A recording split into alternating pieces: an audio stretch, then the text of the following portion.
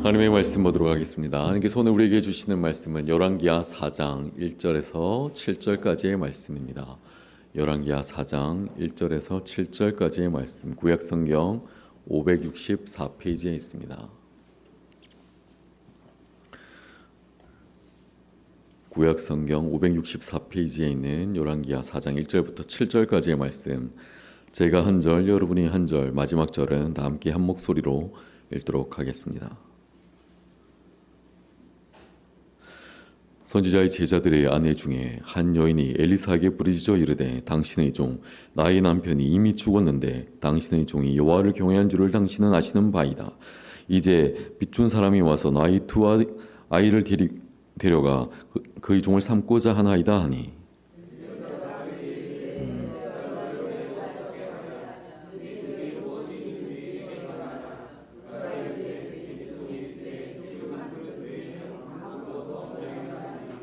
이르되 너는 밖에 나가서 모든 이웃에게 그릇을 빌리라. 빈 그릇을 빌리되 조금 빌리지 말고.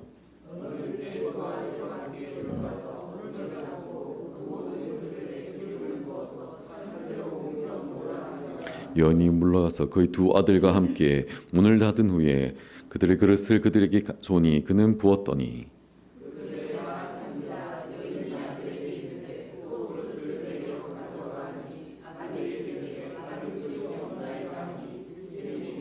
다 함께 읽습니다. 그 여인이 하나님의 사람에게 나아가서 말하니 그가 이르되 너는 가서 기름을 팔아 빚을 갚고 남은 것으로 너와 내 두 아들이 생활하라 하였더라. 아멘. 네, 오늘 설교의 말씀은 평안하냐입니다. 평안하냐. 우리 성도님들께 평안하냐, 제가 이렇게 인사를 드릴 수는 없어서 반말로 제목이 나와서 죄송합니다. 하지만 성경 본문의 말씀을 그대로 제가 가져왔습니다. 오늘 우리가 처한 그 상황이 어떠할지라도 참 평안이 되시는 우리 주님을 깊이 만나고 돌아가는 귀한 은혜의 시간 되었으면 좋겠습니다. 그런 의미에서 한번 인사하도록 하겠습니다. 평안하십시오. 인사하겠습니다. 평안하십시오. 감사합니다. 많은 분들께서 기도해 주셔서 우리 교육부 여름 성경학교가 오늘 마무리가 되었습니다.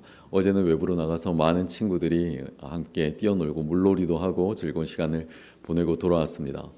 기상청에서 저희가 매 시간마다 우리 날씨를 계속 확인했었는데 비올 확률이, 우천일 확률이 90%가 넘는다라고 생각을 했습니다. 저희가 다들 걱정을 하였지만 가서 즐거운 시간들 다 보내고 왔고, 우리 친구들이 너무나도 행복한 모습을 보고 와서 너무나 기분이 좋고 감사한 시간을 보내고 왔습니다. 오전에 성도님께서 물어보셨습니다. 어제 비가 온다고 했는데 어땠냐고. 그래서 제가 신이 나서 비 한 방울도 안 맞았다라고 이야기했습니다. 사실은 뻥이었습니다. 비도 많이 맞았고요. 하지만 하나님의 은혜의 비가 가득해서 우리 친구들이 즐거운 시간들을 잘 보내고 올 수 있어서 너무 감사하고, 많은 성도님들께서 기도해 주신 그 덕분에 저희가 잘 마무리할 수 있었습니다. 너무나도 감사합니다. 대부분의 사람들은 절망 속에서 절망을 바라보고 좌절하고 그리고 하나님을 잃어버리고 살아갈 때도 있습니다. 그러나 신앙인들은 절망 속에서 희망을 바라보게 됩니다. 절망 속에서 희망을 바라보고 그 자리에서 일어나 내일의 희망을 향하여 두런두런 또다시 한 걸음 한 걸음 걸어가는 것이 바로 우리 신앙인들의 모습이고 자세이고 태도일 것입니다.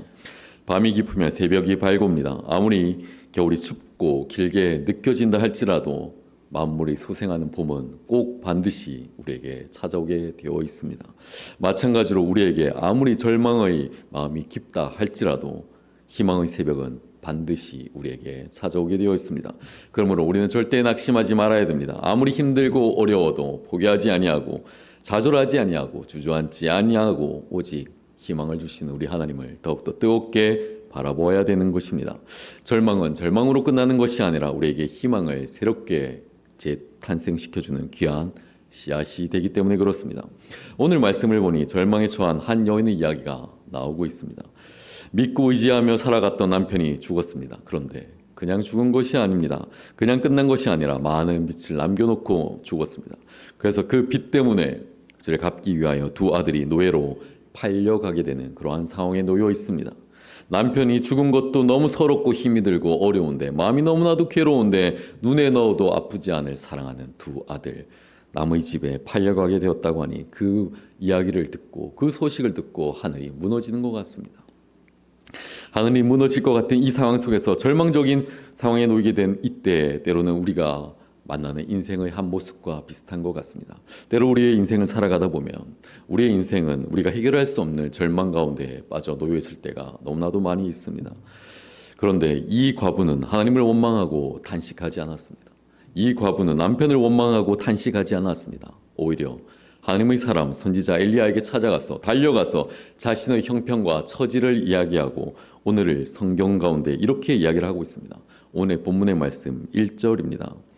선지자의 제자들의 아내 중 한 여인이 엘리사에게 부르짖어 이르되 당신의 종 나의 남편이 이미 죽었는데 당신의 종이 여호와를 경외한 줄을 당신은 아시는 바니이다. 이제 빚준 사람이 와서 나의 두 아들을 데려가 그의 종을 삼고자 하나이다 하니 엘리사에게 자신이 처한 모든 절망적인 상황과 모든 환경들을 다 이야기하고 있습니다.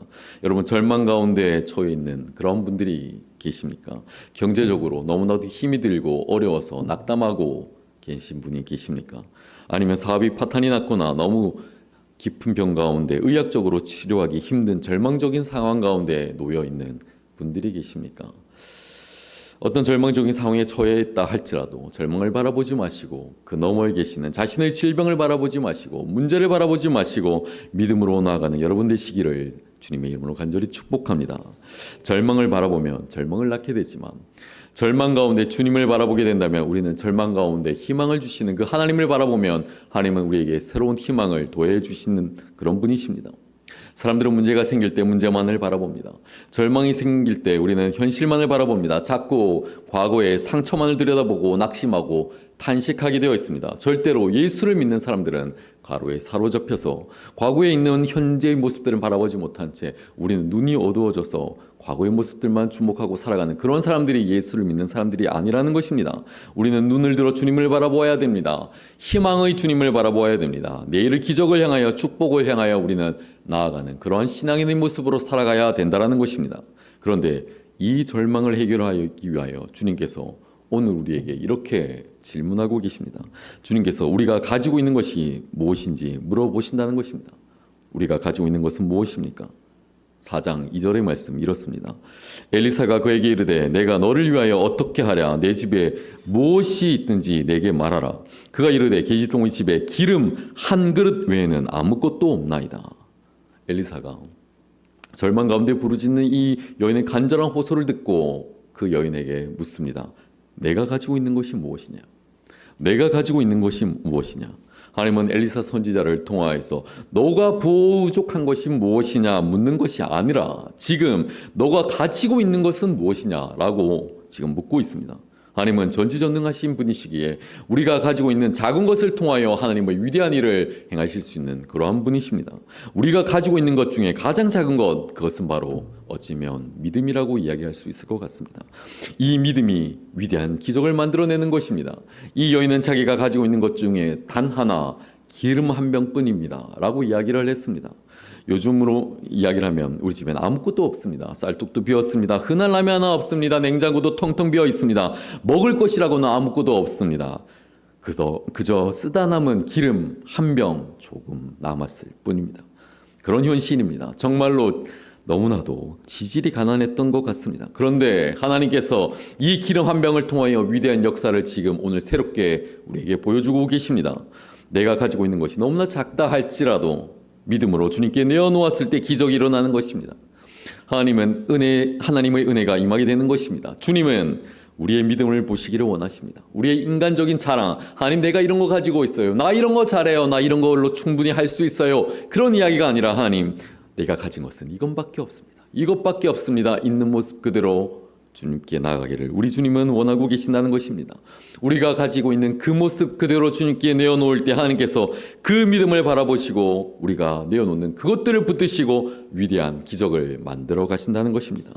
하나님의 손은 기적의 손입니다. 치료의 손입니다. 능력의 손입니다. 우리는 좋은 것을 주시는 그 하나님의 손을 우리는 붙잡고 나가야 된다는 것입니다. 주님의 손에 우리의 가진 것을 맡기게 되었을 때 우리는 하나님의 놀라운 능력을 바라볼 수 있게 되는 것입니다. 우리가 가지고 있는 것이 비록 작은 것일지라도 연약한 것일지라도 주님의 손에 맡기게 되었을 때 위대한 기적의 역사는 그때부터 일어나게 되는 것입니다. 모세가 살인자로 쫓겨 광야에서 40년 동안 허우적거리며 인생살이를 살아가고 있을 때 하나님께서 80세 노인이 된 모세를 알아보시면서 하나님께서 부르셨습니다. 그리고 이렇게 물으셨습니다. 내가 가지고 있는 것이 무엇이냐? 내가 가지고 있는 것이 무엇이냐? 출애굽기 4장 2절의 말씀입니다. 여호와께서 그에게 이르시되 내 손에 있는 것이 무엇이냐? 그가 이르되 지팡이입니다. 지팡이입니다. 그가 가지고 있는 것은 단 한 가지가 있었습니다. 40년 광야 생활을 하는 동안 양떼를 치느라 떼에 찌든 지팡이 단 하나, 그가 가지고 있는 것이 전부였습니다. 그런데 그 지팡이 하나를 주님께서 위대한 역사의 도구로 사용하십니다. 그 지팡이가 홍해를 가리킴에 바다가 갈라졌습니다. 그 지팡이가 바위를 치매 물이 터져 나오기 시작하였습니다. 내가 가지고 있는 것이 무엇이냐? 내가 가지고 있는 것, 바로 우리 주님께서 지금 묻고 계시는 것입니다. 여러분은 가지고 계시는 것이 무엇입니까? 그걸 주님 앞에 우리는 내어 놓아야 하는 것입니다. 여러분이 가지고 있는 그 믿음을 하나님께서는 바라보기를 원하십니다.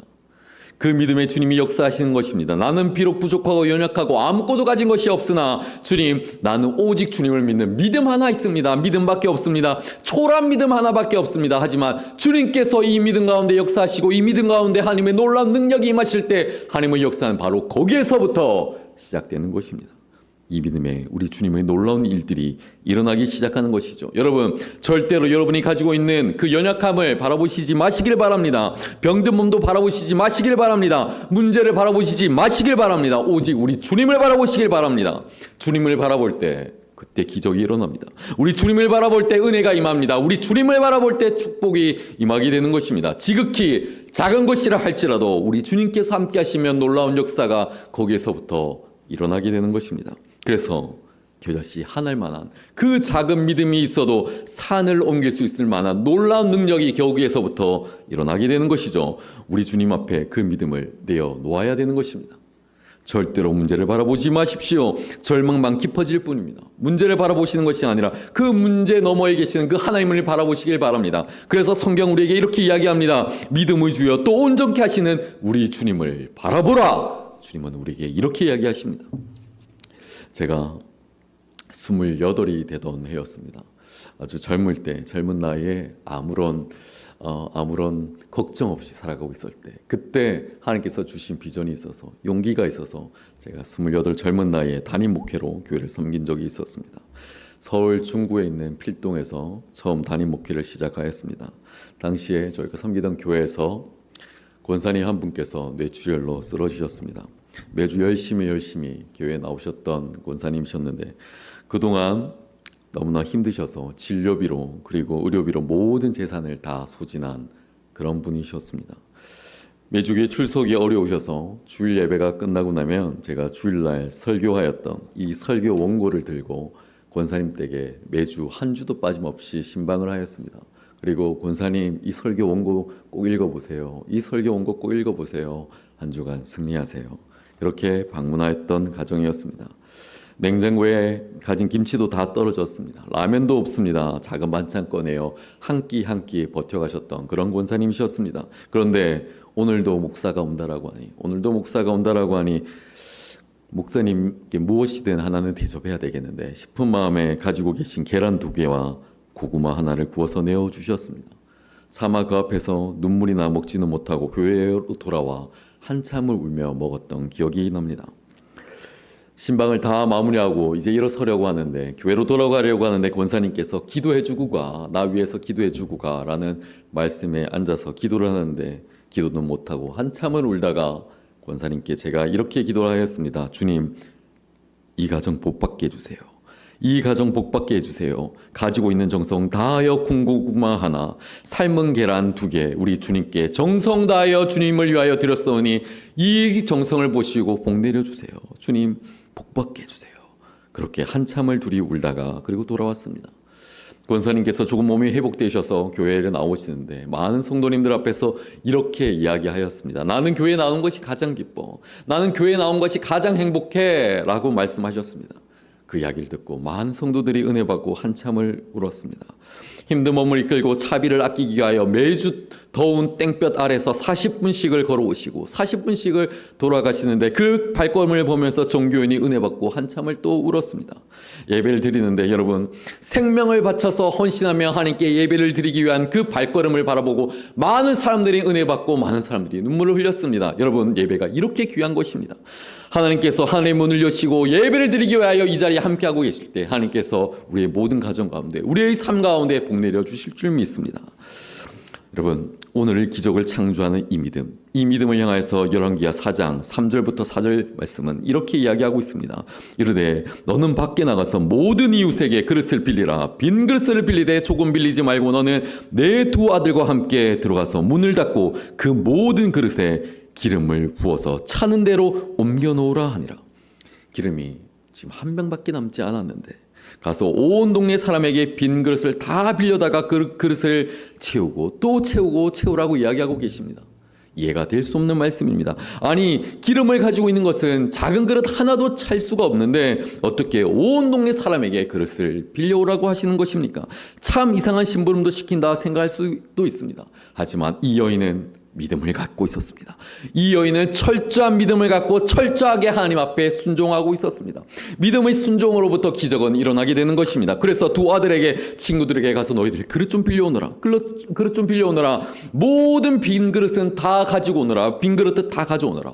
두 아들이 뛰쳐나가서 빌려온 그 그릇들, 그리고 본인도 옆집에 가서 그릇 좀 빌려주세요. 그릇 좀 빌려주세요. 동네 사람들이 어리둥절했습니다. 아니, 저 여인이 정신이 나갔나? 남편이 죽고 나더니 정신이 어떻게 된 것이 아닌가? 그리고는 빈 그릇을 달라고 하니 모든 빈 그릇을 그래도 다 빌려주었습니다.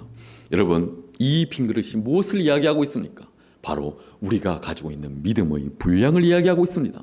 하나님께서 우리의 믿음의 분량을 바라보시고 우리를 향하여서 역사하기를 원하시는 것입니다. 우리의 믿음의 분량대로 하나님은 우리에게 역사하시고 은혜를 주시기를 원하신다는 것입니다.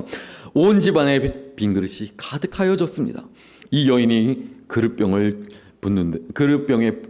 기름을 붓는데 콸콸콸콸 계속 쏟아져 나오고 있는 것입니다. 또 채워지고 또 채워지고 또 채워지고 빈 그릇에 기름이 가득 차게 되었습니다. 여러분, 우리 삶의 빈 그릇이 되고 우리 삶이 아무것도 없는 철저하게 가난한 그 상황이 되었을 때 마음의 절망이 펴지고 아무것도 없는 그 상황 가운데 깊은 병에 걸려 누워있다 할지라도 우리의 빈 그릇을 채우시는 바로 주님을 바라볼 때 하나님의 놀라운 기적은 일어나게 되는 것입니다. 빈 그릇을 채우시는 것은 세상의 그 어떤 것도 아닌 오직 우리 하나님만이 우리 삶의 빈 그릇을 채워줄 수 있는 그러한 분이십니다. 이 세상 그 누구도 우리의 마음의 빈 그릇을 채울 수가 없습니다. 오직 하나님만이 그러실 수가 있습니다. 세상의 물질로도 안 됩니다. 그 어떤 사람의 위로로도 안 됩니다. 우리 하나님께서 하실 수가 있습니다. 오직 그래서 우리는 하나님만을 바라보며 우리 삶의 빈 그릇을 오늘도 채우며 나가야 되는 것입니다. 오늘의 본문의 말씀 5절과 6절의 말씀입니다. 여인이 물러가서 그 두 아들과 함께 문을 닫은 후에 그들은 그릇을 그에게 가져오고 그는 부었더니 그릇이 다 찬지라. 여인이 아들에게 이르되 또 그릇을 내게로 가져오라 하니 아들이 이르되 다른 그릇이 없나이다 하니 기름이 곧 그쳤더라. 신기하게도 빌려온 모든 그릇에 기름이 다 차고 났습니다. 그리고 이렇게 묻습니다. 빈 그릇이 없느냐? 그랬더니 아이들이 없습니다 하니 그때 기름이 뚝 그쳐버렸습니다. 그러자 이 여인이 엘리사에게 달려가서 이야기를 합니다. 이어지는 7절의 말씀입니다. 그 여인이 하나님의 사람에게 나가서 말하되 그가 이르되 너는 가서 기름을 팔아 빚을 갚고 남은 것으로 너와 내 두 아들이 생활하라. 이제 여인이 기름을 다 팔아서 빚도 갚고 남은 것으로 가정생활도 하게 되었습니다. 하나님께서는 바로 어제 우리의 삶의 문제를 해결하시고 오늘 문제를 해결하실 뿐만 아니라 내일의 문제까지도 하나님께서는 해결해 주시는 그러한 분이십니다. 그러한 하나님을 믿고 우리가 의지하며 나갈 때 어제의 문제가 아니라 오늘의 문제도 해결이 되고 내일의 문제까지 해결해 주시는 그러한 하나님이십니다. 비록 내가 남은 마지막 기름 한 방울이라 할지라도, 내가 가진 것이 이 작은 믿음이라 할지라도, 내가 가진 것이 너무나 연약하다 할지라도, 내가 가진 것이 너무나 초라하다 할지라도 내가 가지고 있는 그것 우리 하나님께 드리면 놀라운 하나님의 능력이 되는 줄 믿으시길 바랍니다. 우리가 가장 중요한 것은 바로 우리의 믿음을 지키는 것입니다. 우리의 마음이 우울하고 염려하고 걱정이 있고 근심이 있고 부정적인 이야기들이 우리의 마음 가운데 터져나오기 시작할 때 우리는 어떤 복도 바랄 수가 없습니다. 주님, 우리의 마음 가운데 참 평안 주십시오. 우리의 마음 가운데 감사 주십시오. 어려워도 감사하게 하여 주시옵시고, 답답해도 감사하게 하여 주시고, 슬퍼도 감사하게 하여 주시옵시고, 괴로워도 감사하게 하여 주시옵소서. 늘 언제나 감사하여 하나님 앞에 감사의 조건으로 살아가는 우리 인생 되게 하여 주시옵소서. 이것이 우리 삶의 기도 제목이 되어야 된다는 것입니다. 1871년이었습니다. 시카고에 큰 화재가 일어났습니다. 10만 명이 넘는 이재민들이 생겨났고 300여 명이 넘는 많은 사람들의 목숨이 잃었습니다. 당시에 호레시오 스태포드라는 한 사람이 자신이 그동안 벌어왔던 많은 돈들을 가지고 큰 대저택을 집을 지었는데 그 집도 모두 다 큰 화재로 인하여서 잿더미가 되고 말았습니다. 스태포드 씨는 얼마 전에 4살 아이가 자신이 가지고 있던 열병을 앓으며 그렇게 목숨을 죽었는데 이제는 전 재산이 다 잿더미가 되는 그러한 불행을 맞이하게 되었습니다. 고난의 연속이었지만 그는 고난을 바라보지 않았습니다. 절망 가운데서도 하나님을 계속 찾고 찬송하였습니다. 오히려 교회가 불타버린 것을 가슴 아파하면서 교회의 재건을 위하여 이리 뛰고 저리 뛰고 동분서주하며 교회의 재건을 위하여 열심히 달려갔습니다. 그런데 그의 아내였던 안나 스태포드 씨는 아들을 잃고 전 재산도 다 잃고 나니 마음이 너무나도 괴롭고 힘이 들었나 봅니다. 마침 D.L. 무디 목사님의 영국 런던 집회가 열릴 계획이어서 사랑하는 가족들이 모여 이렇게 이야기를 하였습니다. 우리 예배도 참석할 겸 다 함께 위로도 받을 겸 우리 영국으로 잠시 떠나서 그곳에서 하나님의 말씀을 듣고 돌아옵시다. 그래서 유럽으로 여행을 가기 위하여 큰 여객선을 예약하고 다 함께 배로 이동을 하려고 하는데 스태포드 씨가 대화재 이후에 여러 가지 해결할 일들이 남아서 본인은 출발하지 못한 채 내 딸과 사랑하는 한 명의 아내만 배를 타고 먼저 떠나게 되었습니다. 부인과 내 딸을 실은 이 배가 유효항을 떠나서 대서양을 향하여 순항하던 중에 11월 22일 새벽 2시에 영국의 범선이었던 로콘호와 정면으로 충돌하게 됩니다. 배는 30분 만에 다 가라앉았고 226명의 승객의 목숨을 앗아갔습니다. 아내는 정신을 잃은 상태로 구조되었지만 4명의 딸은 그 자리에서 모두 숨을 거두고 말았습니다. 이 소식을 들은 스태포드 씨는 한탄한 마음에 아내를 다시 데려오기 위하여 영국으로 가던 도중에 선장이 그의 선실의 문을 두드립니다. 그리고는 그에게 이렇게 이야기를 합니다. 지금 우리는 아이들이 타고 있는 배가 침몰한 그 지점을 통과하고 있습니다. 나가서 이 스태포드 씨는 자신이 사랑하는 그 딸들이 침몰하여 죽어가던 그 지점에서 한참을 울고 그리고 가슴이 무너졌습니다. 선실로 돌아와 그는 어찌할 줄을 몰라 그 자리에서 울며 하나님께 울부짖으며 기도하였습니다. 주님, 저는 지금까지 주님이 내 삶의 가장 소중한 분으로 여겼습니다. 주님을 사랑했습니다. 그런데 왜 저에게 고난이 오는 것입니까? 왜 저는 이렇게 눈물 찢은 이렇게 슬퍼하는 인생을 살아가야 되는 것입니까? 한참을 울고 한참을 하나님께 원망하고 있는데 그 가운데 하나님께서 한 가지의 말씀을 주십니다. 오늘 본문에 이어지는 말씀을 보시면 사랑하는 아들을 잃고 엘리사에게 달려간 수넴 여인의 이야기가 나오고 있습니다. 열왕기하 4장 26절의 말씀입니다. 너는 달려가서 그를 맞아 이르기를 너는 평안하냐? 내 남편이 평안하냐? 아이가 평안하냐? 하라 하였더니 여인이 대답하되 평안하다. 엘리사 선지자가 수넴 여인이 막 저기 멀리서 자신을 향하여 달려오는 그 모습을 바라보니 그의 시종 게하시에게 달려가서 그 여인에게 물으라. 너는 평안하냐? 내 남편은 평안하냐? 너의 아이는 평안하냐? 물어보라라고 이야기를 합니다. 그런데 이 여인이 자신의 아들을 잃고 절망 가운데 엘리사를 향하여 달려오면서 그 이야기를 듣고 네, 평안합니다. 아들이 죽었는데도 평안하다고 고백하는 그 모습을 우리는 바라보게 됩니다. 그 말이 스태포드 씨의 가슴을 울리게 됩니다. 하나님이 주신 위로가 되었습니다. 그 말씀 속에 그는 새 힘을 얻게 되었습니다. 주님이 주시는 참 평안을 가슴 깊이 흔적을 갖고 살아가게 되었습니다. 그 은혜가 너무나 놀라와 동이틀 무렵 선실을 나와서 바다를 향하여 바라보며 한편에 찬송을 적게 되었습니다. 1절의 가사가 이렇습니다.